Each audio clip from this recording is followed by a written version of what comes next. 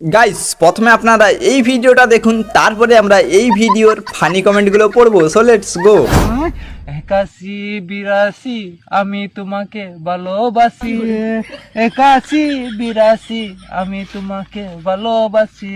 একটি গাছে দুটি ফুল, ফুলটি হলো লাল, তোমার আমায় ভালোবাসা থাকবে চিরকাল। তেঁতুল পাতা তেঁতুল পাতা তেঁতুল ভারত, তোমার সঙ্গে প্রেম করিতে আমায় বড় শখ।